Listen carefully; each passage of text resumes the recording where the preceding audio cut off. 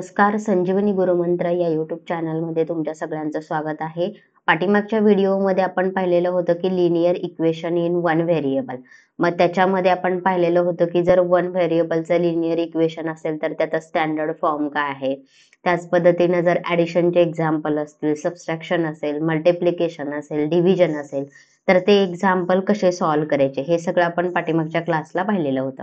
आज आपण पाहणार आहोत की linear equation in two variable. Linear equation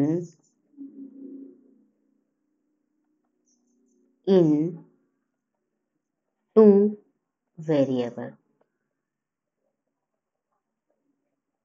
आणि पहा याचा स्टँडर्ड फॉर्म काय असतो. Linear equation in one variable. तर स्टँडर्ड फॉर्म काय येतो. Standard form ax plus by is equal to c. हा काय आहे. Linear equation in two variables याचा स्टँडर्ड फॉर्म आहे. तर पहा याच्यामध्ये a आणि b आणि c हे जे आहेत तर ते काय असतात. Real numbers. आता रियल नंबर्स म्हणजे काय हे आपण पाठीमागे ऑलरेडी पाहिलेलं आहे. इंटिजर नंबर्स पाहिलेले आहेत, त्याच्यानंतर natural numbers, whole numbers, real numbers आणि एक्स आणि वाय काय असतात तर एनी व्हेरिएबल. आता तुम्ही याच्यामध्ये काय घेऊ शकतात. या व्हेरिएबल मध्ये काय काय येतात तर a b c up to z पर्यंत सगळे स्मॉल अल्फाबेट्स. हे तुम्ही कोणतेही घेऊ शकता.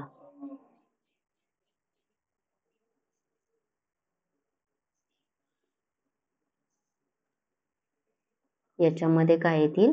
स्मॉल लेटर्स येतील आणि एबीसी काय आहेत. Real number.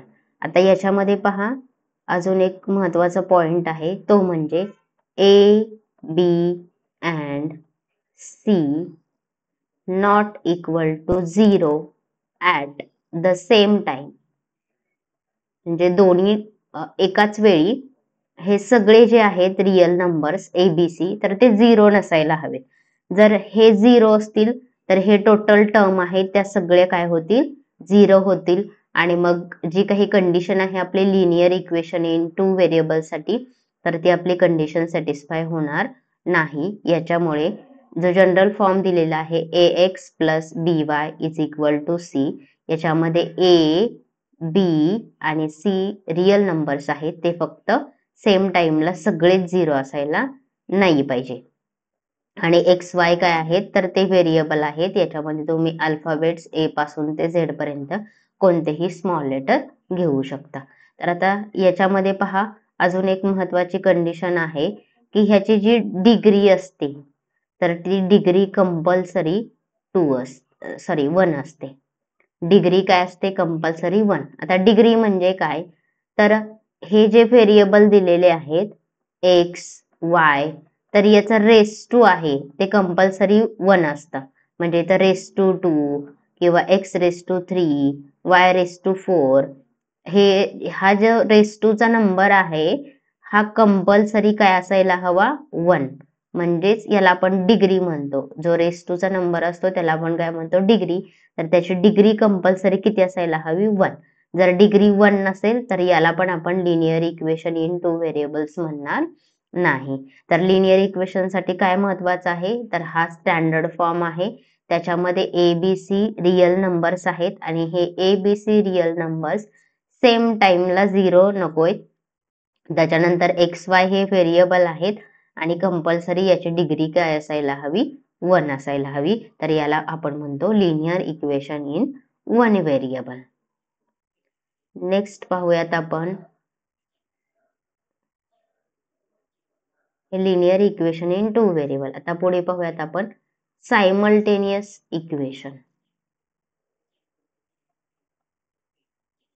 Simultaneous equation. तर सायमल्टेनियस इक्वेशन कशाला म्हणायचं पहा. जेव्हा टू इक्वेशन असतील टू व्हेरिएबलचे आणि हे दोन्ही आपण सेम टाइम घेत असेल तर याला म्हणायचं simultaneous equation. When we think about two equations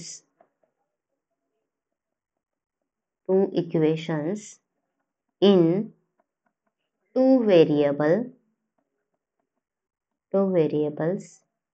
at the same time,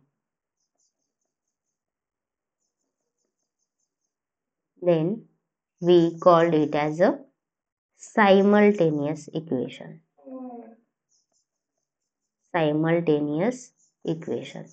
आता आपण इक्वेशन पाहिलं इन टू व्हेरिएबल. फॉर्म कसा असतो general form ax plus by is equal to c. असंच अजून एक सायमल्टेनियस इक्वेशन असेल. फॉर एक्झाम्पल आपण घेऊयात ax1 plus by1 is equal to c.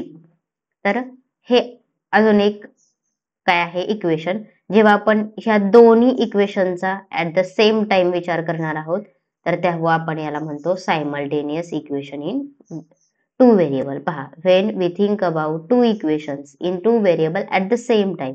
दोन इक्वेशन आहेत, हे टू व्हेरिएबल इक्वेशन आहे, हे टू व्हेरिएबल इक्वेशन आहे, हे आपण ऍट अ टाइम घेतोय, याला म्हणायचं simultaneous equation in one variable. तर पहा, हे जे सायमल्टेनियस इक्वेशन असतं याच्यामध्ये आपल्याला जे व्हेरिएबल्स असतात एक्स आणि वाय याची व्हॅल्यू फाइंड आउट करायची असतात. तर याच्यामध्ये पहा आपण एक्झाम्पल पाहूयात की सायमल्टेनियस इक्वेशन आहेत ते कसे सॉल्व्ह करायचे. तर सायमल्टेनियस इक्वेशन साठी एक मेथड आहे ज्याला आपण म्हणतो इलिमिनेटिंग मेथड.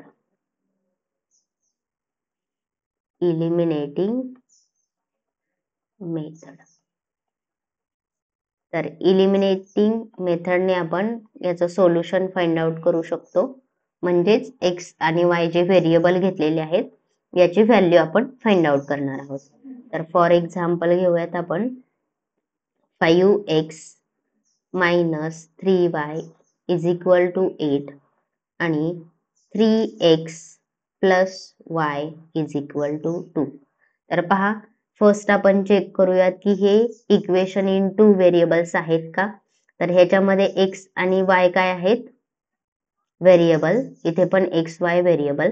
त्याच्यानंतर 5 लेस 3 8 हे काय आहेत एबीसीच्या व्हॅल्यू आहेत, ते रिअल नंबर्स आहेत. आणि त्याच्यानंतर ह्याची जी डिग्री आहे एक्स आणि वाय ची, तर इथं रेस टू 2 3 असं दिलेलं नाहीये. तर बाय डिफॉल्ट ते 1 असतं, म्हणजे प्रत्येकाची डिग्री पण काय आहे 1 आहे. म्हणजे हे काय आहे इक्वेशन इन टू व्हेरिएबल. आता आपण सेम टाइम या दोन्ही इक्वेशनचा विचार करतोय म्हणून आपण याला काय म्हणतोय तर simultaneous equation in two variables. तर याचं आपल्याला सोल्युशन फाइंड आउट करायचं आहे. म्हणजेच एक्स आणि वाय चे व्हॅल्यू आहेत तर त्या फाइंड आउट करायच्या आहेत.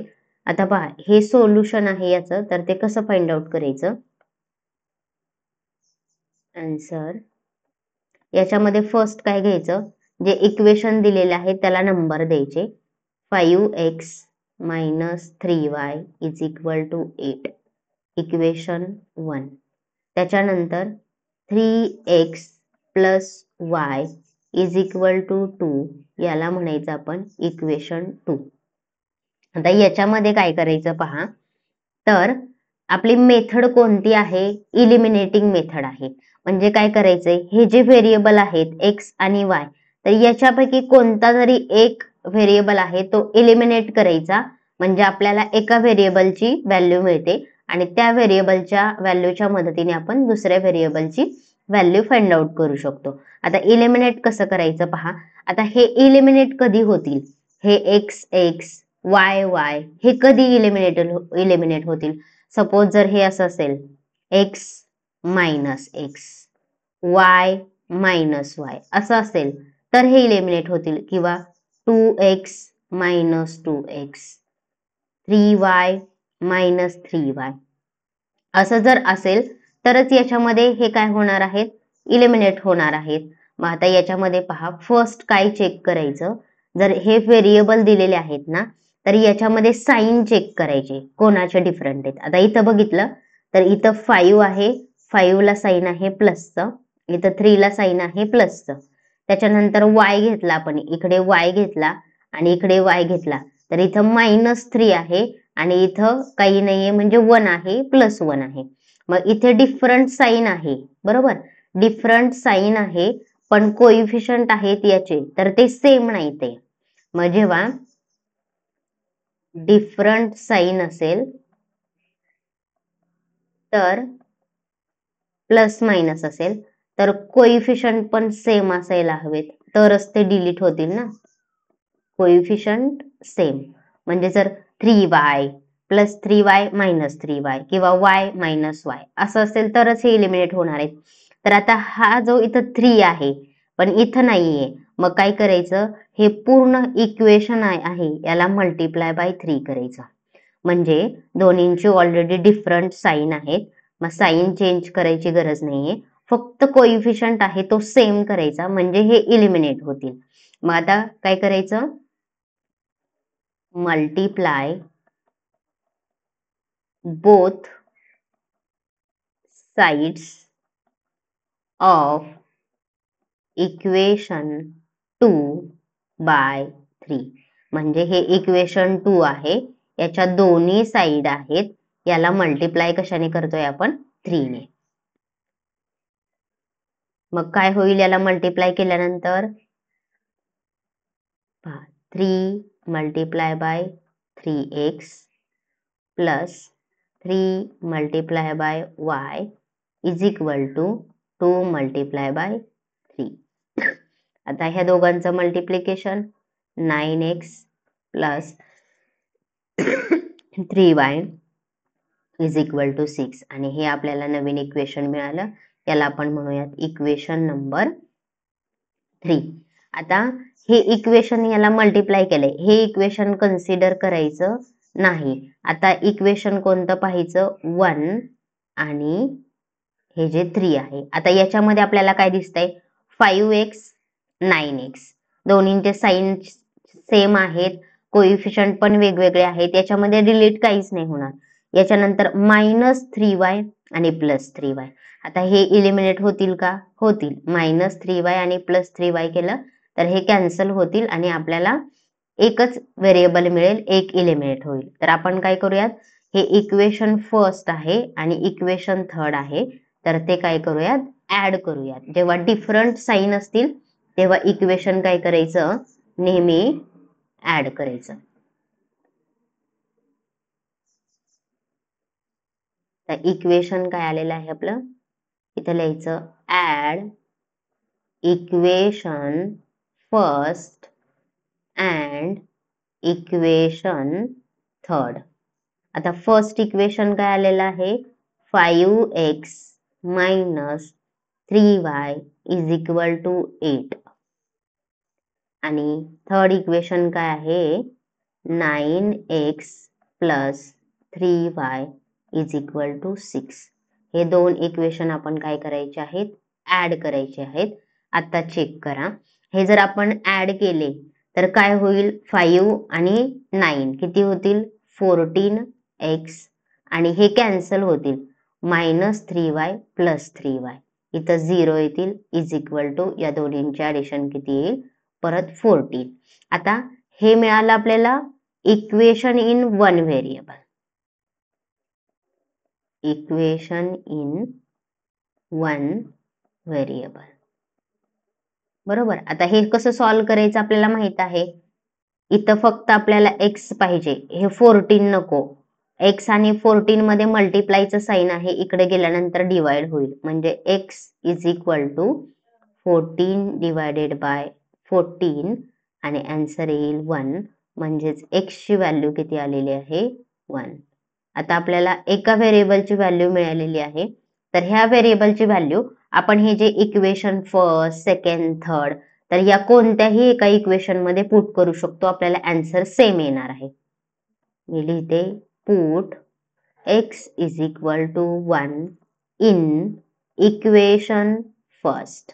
आणि आपला फर्स्ट इक्वेशन काय आहे 5x minus 3y is equal to 8. आता याच्यामध्ये काय करायचे जिथे जिथे x आहे तिथे 1 पुट करायचे म्हणजे 5 multiply by 1 minus 3y is equal to 8. आता पुढे काय होईल या दोन्हींचं मल्टिप्लिकेशन 5